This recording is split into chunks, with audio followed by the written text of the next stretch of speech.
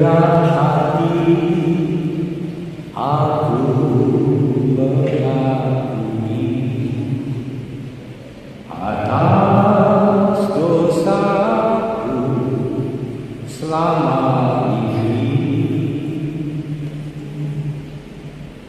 Ya Tuhan Maha Pengasih, beri pengampunan untukku.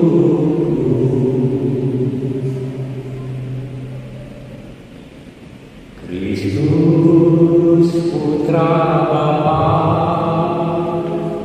Kristus Juru Selamat, sungguh ku sesali dosaku. Aku bersalah padamu, beri pengampunan untukku. Lagu tobat untuk kita semua.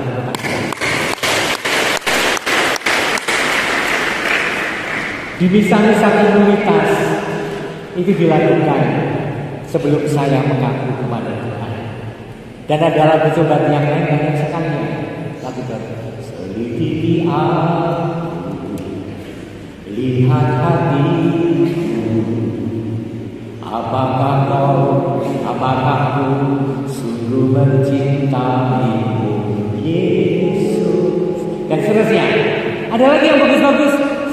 Sejauh timur dari barat, engkau melimpah dosaku. Tiada kau perhitungkan kesalahanku. Jadi saudara-saudara, Prapaskah itu bukan penghukuman. Prapaskah itu bukan penghakiman di mana Tuhan memilah-milah dan mencari dosa-dosa kita pada buku catatannya, bukan. Prapaskah adalah belas kasih yang ditawarkan, refleksi atas dosa dan pelanggaran yang kita mohonkan Tuhan mengampuni. Amin. Jadi Prapaskah adalah sukacita kemurahan hati dan belas kasih Allah pada setiap pribadi. Dan hari ini firman Allah berbicara tentang godaan yang kalau tidak hati-hati menjadi dosa. Bacaan pertama dari kitab Kejadian menerangkan, menceritakan bagaimana terjadinya dosa. Dosa terjadi karena menyetujui godaan. Godaan tiap hari ada, tiap hari menggiurkan, tiap hari ini aku setuju dengan tidak Tuhan, aku tidak mau. Yuk balani yang sekolah pelajaran kosong, guru ini rapat, awak itu kon sinau kelas. Yuk metu wae ngopi kongko-kongko neng warung pojok ae. Ora ketemu karo guru sing manis. Prono. Godaan. Kalau aku tidak menyetujui, itu tidak menjadi dosa. Itu tidak menjadi kesalahan. Dan godaan itu terlalu banyak wujud dan caranya sih. Dan itu bisa kita alami setiap hari, setiap saat. Sing isi acara wong kae nelat wae. Santai wae ning dalan mampir sing ning warung.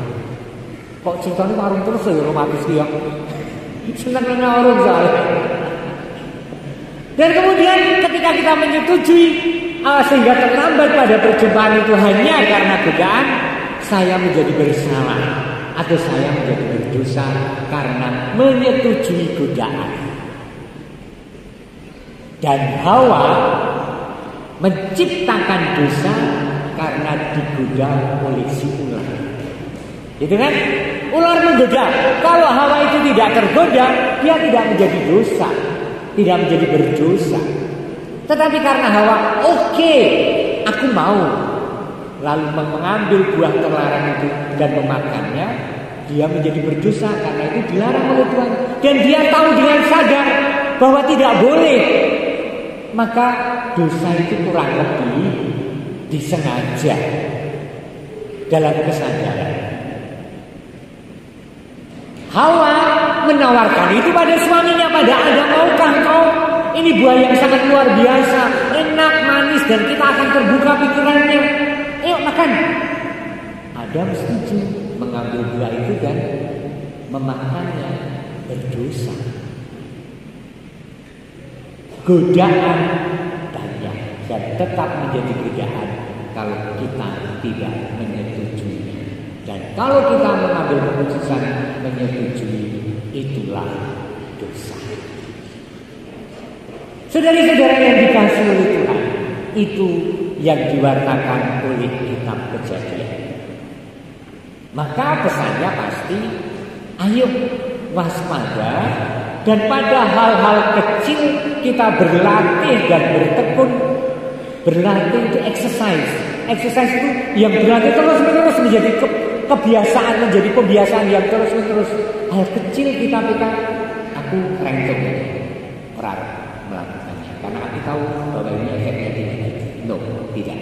Walaupun dengan demikian hidup kita menjadi lebih tidak nyaman. Kalau saya coklat di meja, saya punya banyak coklat karena sering diberi coklat di meja. Tak nyuil sithik ah. Godaan ini, tetapi aku menyetujui nyuil sithik ah. Enak. Muga-muga ra dadi gula wong aku dia. Mau wis pirang menit kok 50 menit ya ra mau nyuil sithik meneh.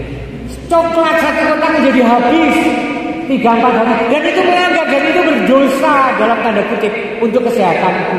Karena aku menyetujui sesuatu yang sangat banyak di sekitar saya dan sekitar Anda. Paham ya, saudara-saudara? Seperti ini hidup kita.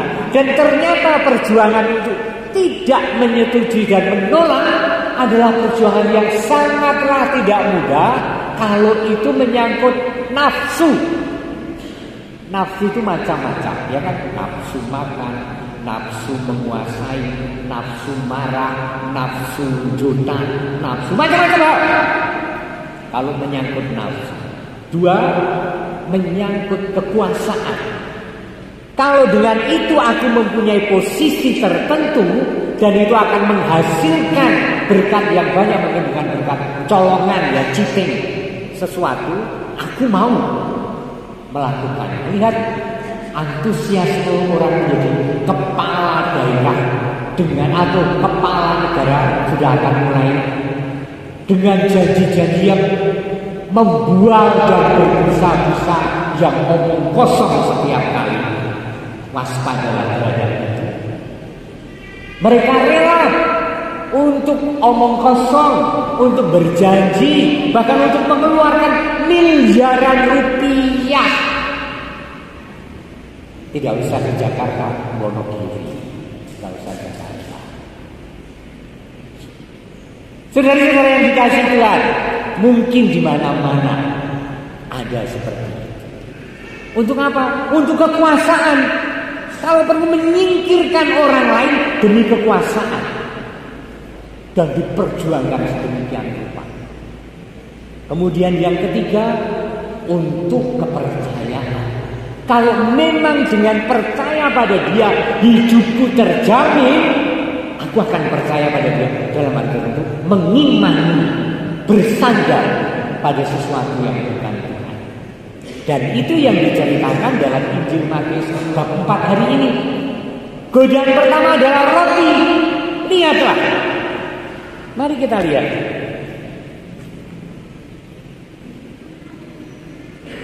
Godaan pertama yang ditawarkan adalah roti. Jika engkau putra Allah, diunggul kesek, kamu kan putra Allah. Perintahkan batu-batu ini menjadi roti. Pas. Karena Tuhan Yesus puasa 40 hari. Maka putra Allah pasti bisa mengubah batu menjadi roti. Ubahlah. Tetapi Yesus mendasarkan hidupnya PK waspada pada firman. Ada tertulis, manusia itu bukan dari roti saja, tetapi dari setiap firman yang keluar dari Allah. Firman mari kita hidupkan dalam keseharian kita, sehingga itu menjadi kontrol bagi kita untuk waspada pada godaan-godaan yang memang banyak setiap hari. Kedua, Yesus dibawa di hubungan bait Allah, di ketinggian, di wuwung menawa. Jika engkau putra Allah, jatuhkanlah dirimu ke bawah, sebab ada tertulis, mengenai engkau ia akan memerintahkan malaikat-malaikatnya, dan mereka akan menatang engkau di atas tangannya, supaya kakimu jangan menantuk pada batu. Lihat. Setan itu sangat cerdas, sangat pintar. Ketika Yesus menjawab tentang batu menjadi roti dengan kitab suci, setan belajar kitab suci. Lihat, jadi seringkali godaan itu sangat samar dan tidak terlalu kentara, seolah-olah itu suci. Karena bosen kalau di rumah hanya disuarani karo bojone, aku tak aktif nang gereja wae. Nah, ya kan? Lihat, indah, sangat cantik, sangat hebat. Tetapi sebenarnya aku bosen nang omahmu mesti dunia ana iki dicurigai, dikatakan ini itu tak nang gereja wae.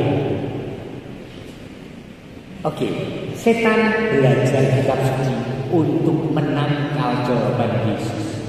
Pintar, cerdas, dan samar sampai kita kalau tidak PK, kita tidak tahu. Dan terakhir ketika rakonta tentang hal-hal itu, setan terus terang, frankly speaking, terus terang ngomong, semua ini akan kuberikan kepadamu jika engkau menyembah aku. Langsung to the point kan, sembahlah aku semua tak berikan. Apa kata Yesus? Apa kata Anda? Apa kata saya yang diharapkan? Enyahlah iblis, sebab ada tertulis engkau harus menyembah Tuhan Allahmu, dan hanya kepada Dia sajalah engkau berbakti. Satu poin terakhir, ada godaan menggiurkan kalau saya setuju menjadi dosa. Tetapi sikap apa, kewaspadaan semacam apa yang dituntut, yang sebaiknya kita lakukan adalah seperti Yesus. Ketegasan pada hal-hal kecil yang membuat kita berdosa. Enyahlah iblis. Yuk, kita praktekkan dalam perkara-perkara kecil kehidupan, sesuatu yang menggoda untuk menjadi tidak baik, entah untuk alasan apapun.